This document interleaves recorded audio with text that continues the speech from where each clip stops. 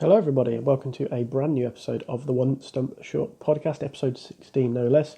I'm on my own this week. I had hoped to record earlier in the week with Jared Kimber from ESPN Cricket Info. Unfortunately, a few tech gremlins got the better of us, so I'll catch up with Jared a little bit later in the summer. Obviously, England, South Africa on the horizon, and Jared's normally very well clued into all the other comings and goings of world cricket, so I look forward to that. But as I said, for today at least, it's just me on my Todd. But it's been such an exciting week in cricket for a variety of reasons. The Champions Trophy came to an end. We had the ICC meeting in London and an absolutely fantastic week of county cricket. And of course the Women's World Cup, which we'll touch on as well. I'll start with the Champions Trophy.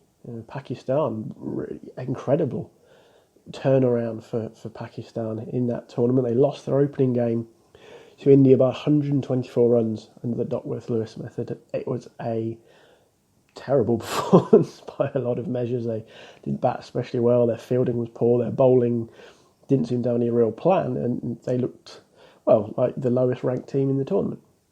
And I don't think that's a discredit to them to say that.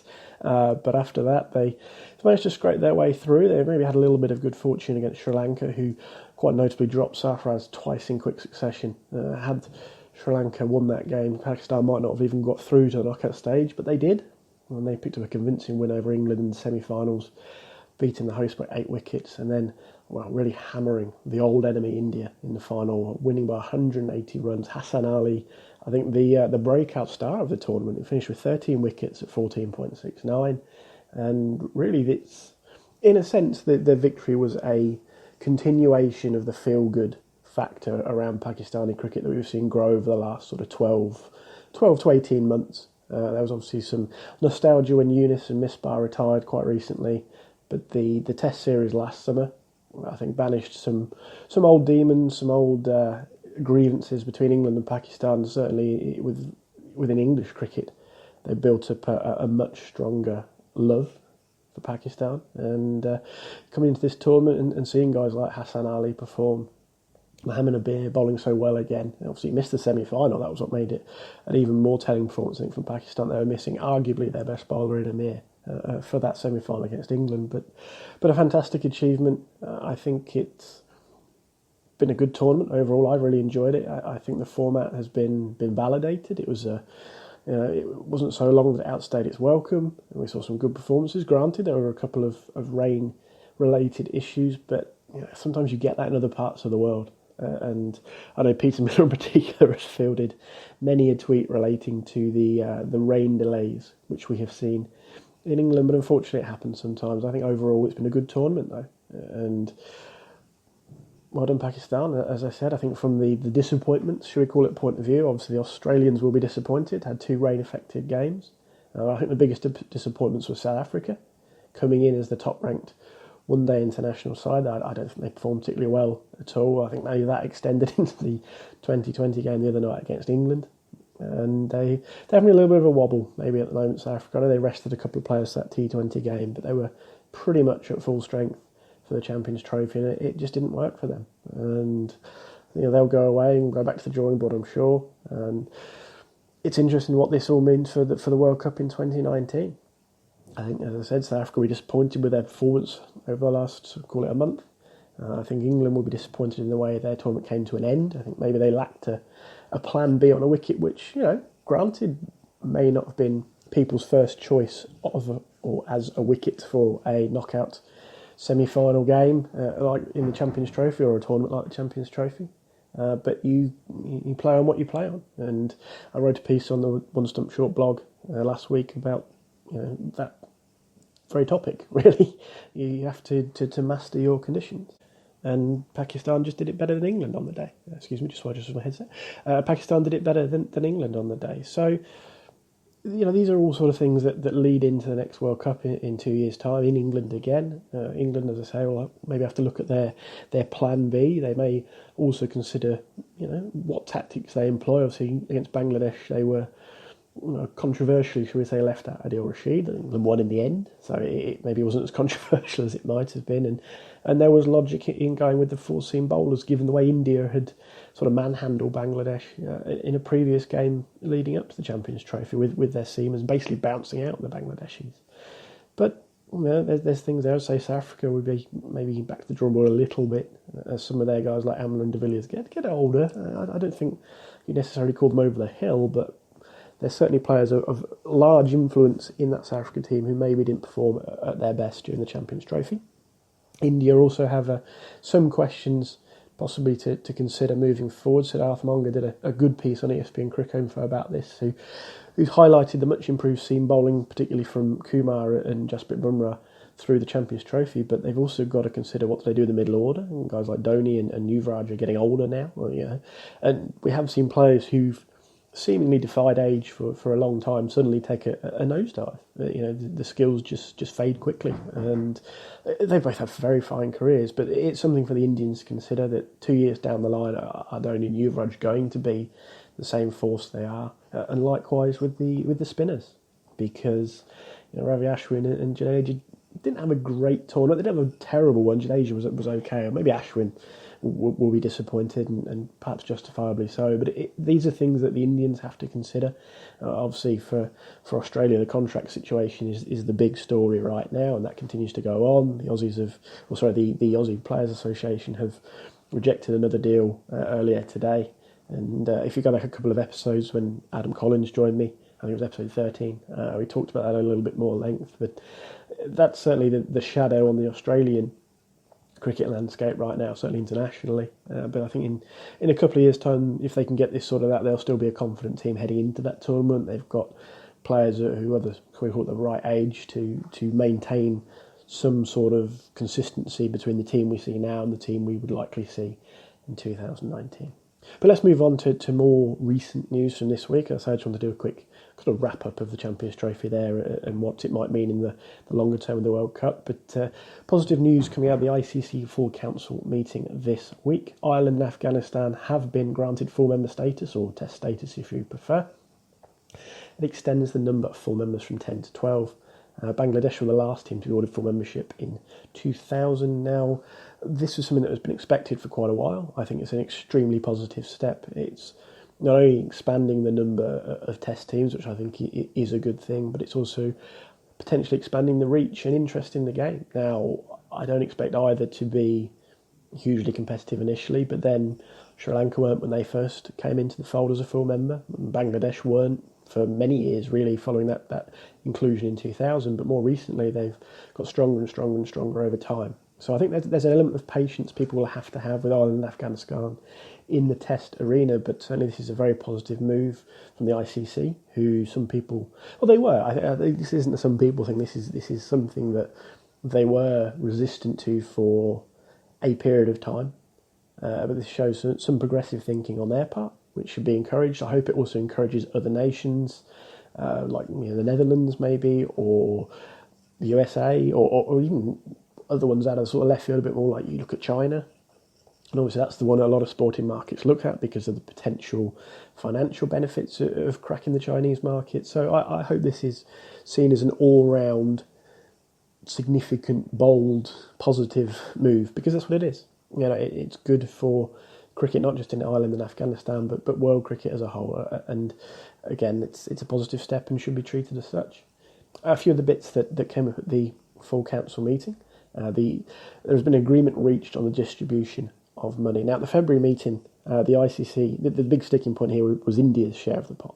Now, in the February meeting, the ICC set India's share at $293 million. Now, the BCCI, well, it's fair to say, strongly disagreed with that figure. They wanted somewhere around $570 million, so quite a long way apart. Now, there was an offer to around $393 million from the ICC to the BCCI at the time. The BCCI said no, we're not happy with that either, kind of walked away.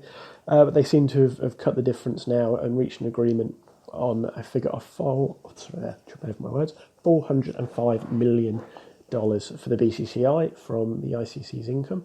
The associates, as a result of this, will only get $240 million, though. Originally in February, it was proposed that the associate nations would get a split of $280 million between them. So that's come down a bit. England will get $139 million. That's down $4 million on the original agreed figure from February.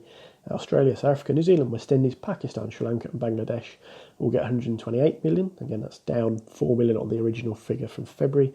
Zimbabwe will get 94 million. That stays the same for them. It is unclear what Ireland and Afghanistan will receive at this stage. Obviously, they've only just been granted full member status, and those figures weren't included in the documentation which came out following that meeting in London. So, but I think it's important to get that disagreement with the BCCI out of the way.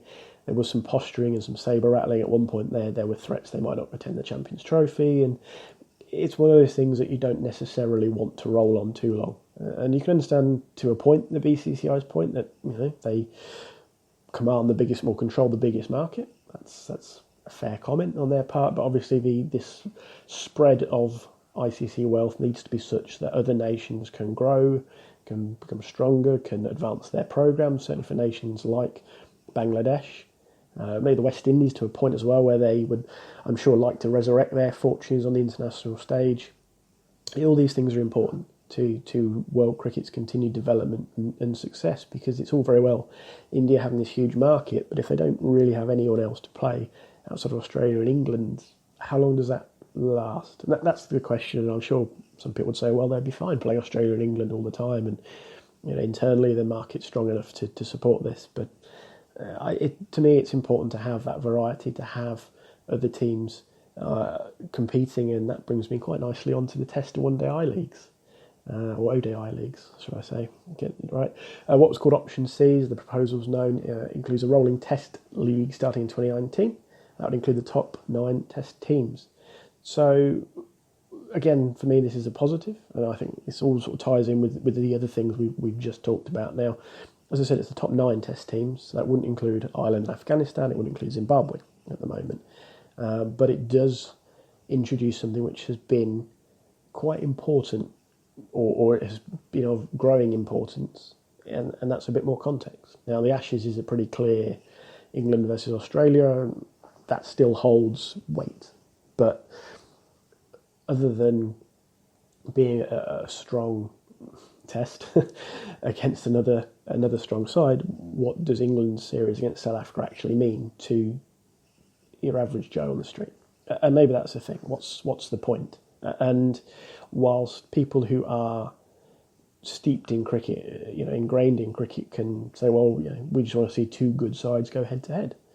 For others, that lack of context and that, to say it, pointlessness maybe was a barrier. It's like, well, what's the point of this? What does it lead to?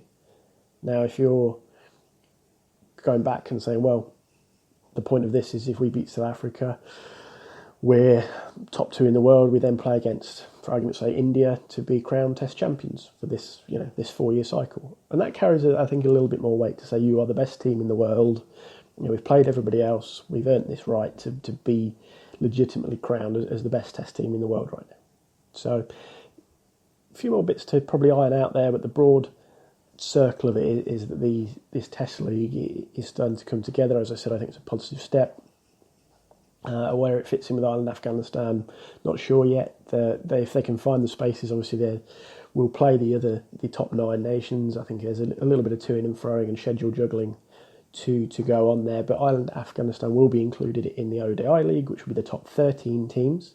That will begin from 2020. It will be played over a 2-year period. So again, I think a positive step. It gives more context to things. So the Test League will start after 2019 World Cup. As I said, the ODI League will start after 2020. And whether it goes beyond 2023, you would have assumed that it would, because I think that would make sense. They'll run from 2019 to the 2023 World Cup effectively. It will conclude between, as I said, a playoff between the top 2 teams at the end of the cycle to find a champion. And as I said, I think that's a really positive step for both. It adds more context to games. It's something which is a bit easier to sell to your average sports fan, your average interest, somebody who might enjoy it, but they just can't maybe get their head around these sort of strange little nuances that cricket has, where you go to Bangladesh, you play 2 tests and then 3 one-day internationals, and you move on to Pakistan without really worrying about it, other than a bit of hanging and go, oh, well, we really should have won in Bangladesh, and maybe we should change the team and all this sort of stuff. it lacks that little bit of context, maybe that is sometimes needed for a sport to really grip people's imaginations. As I said, it's not about those people who are already on the inside of cricket, who are already, as I said, to use the same term, ingrained in cricket and enjoy it for what it is. It's to give it more meaning, to sell it to more people, broadcasters, fans, whoever you want to do. And I think actually people who are already on the inside of cricket will enjoy this. I think there are people who would legitimately like to say, we are the best Test team in the world. We are the best one-day international team in the world, outside of a World Cup setting. So I think this gives us those opportunities, and I will just have to clear my throat very quickly. There, much better. One other thing which struck me from the ICC meeting, USA Cricket Association has been formally expelled. They've been suspended 3 times since 2005, most recently in 2015. I think this was an expected move again. An ICC Americas-led caretaker administration has been overseeing cricket operations in the US since that 2015 suspension. ICC Chief Executive Dave Richardson said they would continue to organise the national team activities in the interim until the ICC approves a different governing body to replace the USACA. Again, this isn't a hugely surprising move, just because of everything that's gone on. 3 suspensions, it's effectively a 3 strikes and you're out type situation. Excuse me, just shifting my chair there. And yeah, as I said, it comes as no surprise to anybody who's been following the situation. I think it's just a case of formalising the expulsion. And, the US is one of those markets which could really benefit cricket. I'll hold my hands up. The 2 all-star T20 games that Sachin Tendulkar and Shane Warne were involved in were much better received than I thought they might be, given the time of year and the location they were played. There's Caribbean Premier League games being played in Fort Lauderdale. And I think it's one of those markets where it may never threaten the big sort of 4-5 leagues, the NBA, the NFL, and so on. But, America's such a big country, and there's so many people, and there's so many opportunities there to expand the game. As I said, there are Caribbean Premier League games in Florida, and you've got those natural ties straight away. You've obviously got sort of natural cultural ties with other parts of the world, like England, and there is a market there for it. You follow people like Jamie Harrison on Twitter, and there is clearly a market there. Whether you think it's a large enough market or not, I don't know, but you've got to start somewhere, even if you think it's a small market.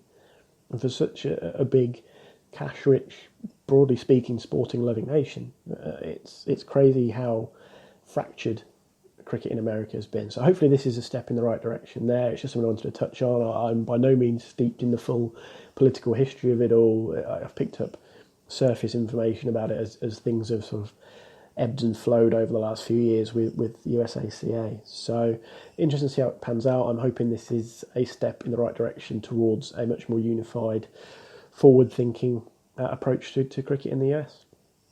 As I mentioned at the top of the show, the Women's World Cup gets underway tomorrow. England playing India at Derby. That's the sort of the marquee game to kick the tournament off. And there's games at Derby, Taunton, Bristol and Leicester. The final will be at Lords on July 23rd. Interestingly, the current holders, Australia, the favourites. Now, one does have to kind of wonder what the ongoing contract wrangling will do to the Australian team. I don't think it would be fair to say it had an effect on the men's team in the Champions Trophy. They were rain affected and they didn't play poorly by any stretch, but it's that cloud that always hangs around, and obviously this round of contract negotiations does affect the women's and men's team. So does that have an effect on the Australian women's team? As I said, they're favourites and the current holders. I think most people would favour them to probably be in the final against host England. That seems to be the general, if you had to pick 2, it would be an England-Australia final. But you do wonder how these things might affect a team. The Australian women are under contract until the end of the World Cup, so it's not something that's, well, I say hugely important. That's probably the wrong word to put it. They're going to get paid. That's not a concern for the tournament. So you would have thought they would be able to look beyond for at least the next month until the end of the tournament, and then obviously they can go away and focus on those contract negotiations, and for the next, say it's a month, they can just look at the cricket and defending their title.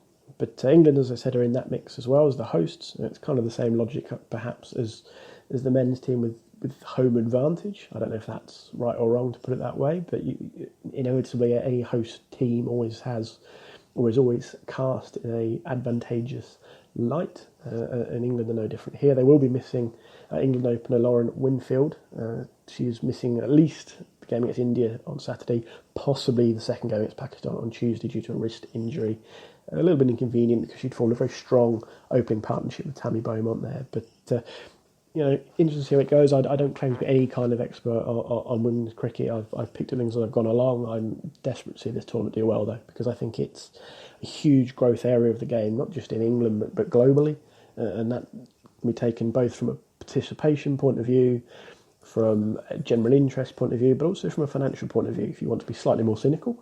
Because the more people that play, the more interest there is in different formats, the more money that boards like the ECB can charge for TV rights, the more sponsorship money comes in for local minor counties and local cricket boards. If there's more teams, there's more subs being paid and all this sort of stuff. And clubs get more money in through participation just from their members. And all these things kind of fan out and help everyone, really, and I hope this is the tournament that does that. There are far greater minds than mine if you want to follow this. Adam Collins, who I mentioned before, who joined me on episode 13. We did touch on the Women's World Cup a little bit. We did talk about it a little bit, so go back and check that episode out if you want to. And he's the man to follow on Twitter at Collins Adam. Zujan Enhantaraja, who's also been on Stump Short in previous episodes, he's covering some stuff on it as well as a host of other people will be out there. There's games on Sky. I think pretty much every game is on Sky.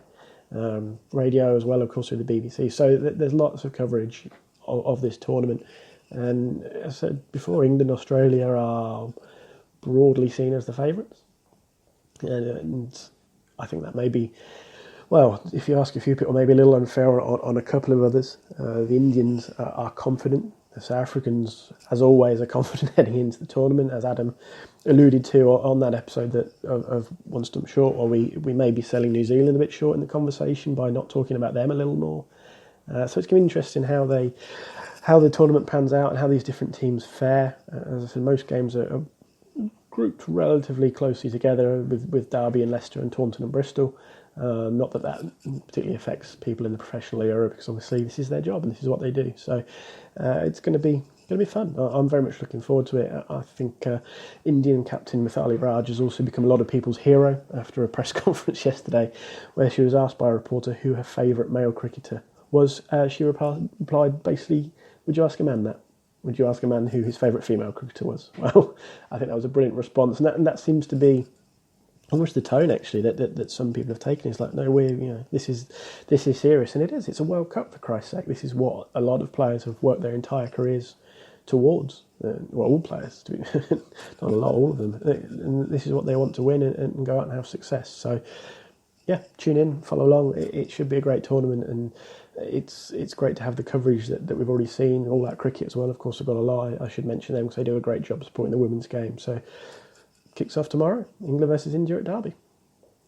Last thing I'd like to talk about is the county scene, because we had an absolutely fantastic week's worth of county games, and there was some interesting results, and there's also some extremely important results, I think, in terms of how the two divisions shake out. Now, I'll hold my hands up here. I'll start in Division 1, and I'll hold my hands up at this point. I never expected Essex to do this well. I thought they might even be relegation candidates potentially, although they've got some strong batsmen, and Alistair Cook's played a lot.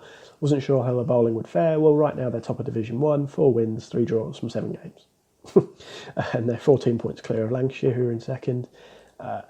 Just crazy. And they just keep finding a way to win. They absolutely hammered Warwickshire, who I'll come on to a bit more in a second. They beat them by an innings of 164 runs. And right now, as I said, that 14-point gap is significant. And can they hold on? Well, they've played half their games. 14 points is just under half a wins, or half a full wins advantage, however you want to look at it. I guess the big thing is how they continue heading into the T20 break, and then whether they can pick up where they left off afterwards. So that's maybe one of the keys there. As I said, Lancashire currently second. They also won. They beat Hampshire by an innings and 30 runs this week. and they're getting good miles of guys like Villas and McLaren, so that's important for them. That these guys they brought in as overseas and Kolpak players perform. Chanderpool has chipped in. Alec Davis, the wicketkeeper, has had a good year as well, and they're snapping at Essex's heels. They're very much in that mix right now. They've got a small advantage of their own on Yorkshire in third place. And of course, Yorkshire's enemy always seems to be England call-ups. They have Joe Root and Johnny Bairstow available for the round of games that starts on Monday, but Gary Ballance will go and play for the Lions. So this is always the bit that Yorkshire have to juggle. They did, of course, recently add Kola Cadmore to their ranks. So, yeah, it's an exciting race at the time. I said I didn't expect Essex to be in there. Not to be fair, I didn't expect fourth place Hampshire to be there or thereabouts either. They're a little way behind Essex. They're 27 points behind Essex at the moment, but again, this was a team I thought would be closer to the bottom than the top. So a very positive sort of start to the year for them. Certainly Kyle Abbott's proved to be a fantastic signing as well. Mason Crane's in the England team. So, their goodwill has been strained at Hampshire, I think it's fair to say. But equally, you can't argue with results on the field, and they're getting them right now. Excuse me. Surrey, Middlesex, I don't want to say they're in no man's land right now. They've both played 6 games, and the top 4 have all played 7. So there is a possibility that one or both could move up, but it's a lot of points to turn around. Middlesex were very good value Lords this week, beating Yorkshire by an innings of 64 runs, and I think maybe it's, as I said, too late to mount a real, true, serious fight back to defend their county championship title. I just think there's too many points to make up, 2 teams above them. It's not impossible by any stretch, but it's a big ask to leapfrog 5 teams above you, and because they're going to pick up points as well. Somebody's going to win games.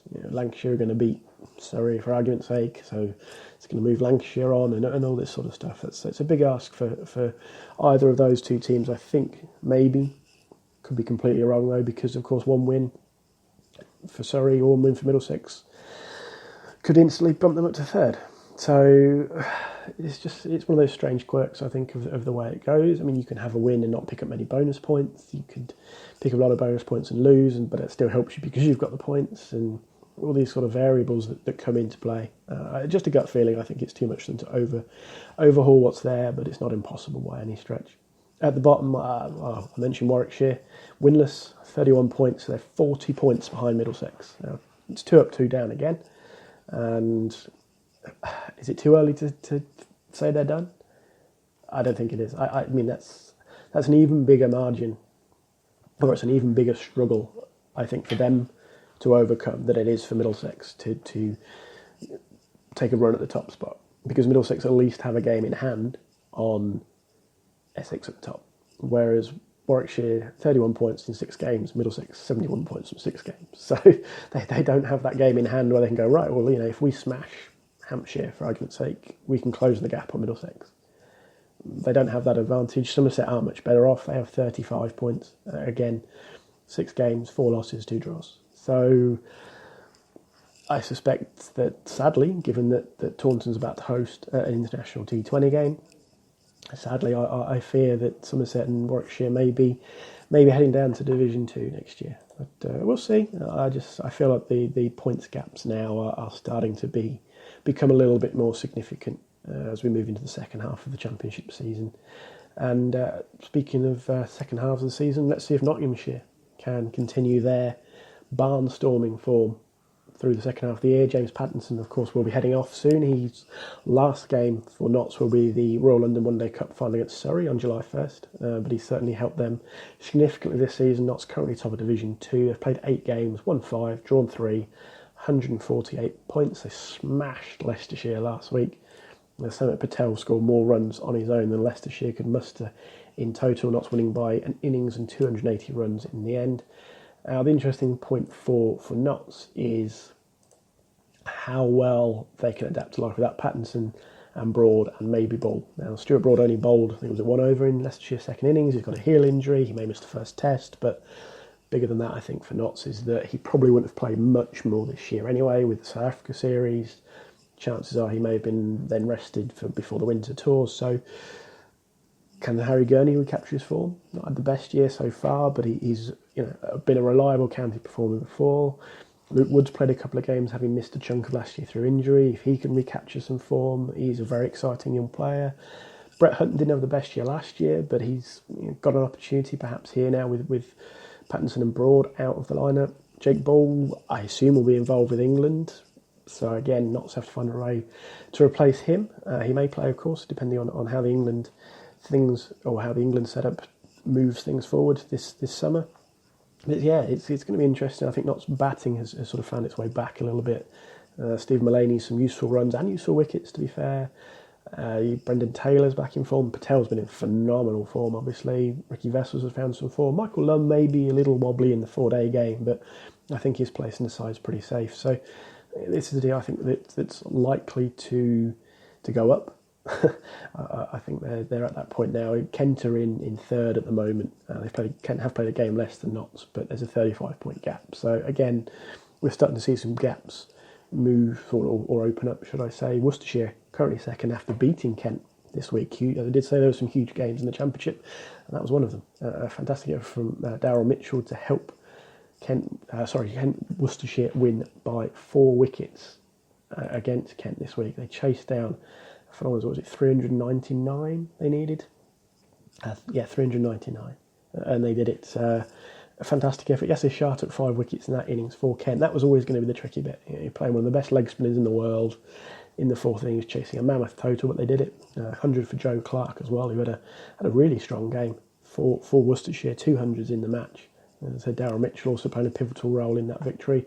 Career best for Joe Denley as well, 227. So some big scores around. But that victory for Worcestershire is significant. It gives them a small cushion over Kent now, 9 points. The difference there, both have played 7 games, as I mentioned, but with 2 up, 2 down, I feel like it's going to be 2 of Nottingham, Worcester and Kent. So 2 of those 3. And Worcester certainly give themselves a small advantage there over their South Coast sort of rivals. So Northampton, Sussex are in the middle of the pack with Glamorgan. Gloucester and Derby follow them. Leicestershire still winless, so Derby, to be fair, though Derby probably would have beaten Notts were it not for the rain. And then at the bottom we have Durham, who picked up their first win of the season this week. They beat Glamorgan, and they're finally into positive points, having started with that mammoth minus 48 at the start of the year as a result of the ECB's somewhat heavy-handed treatment of them.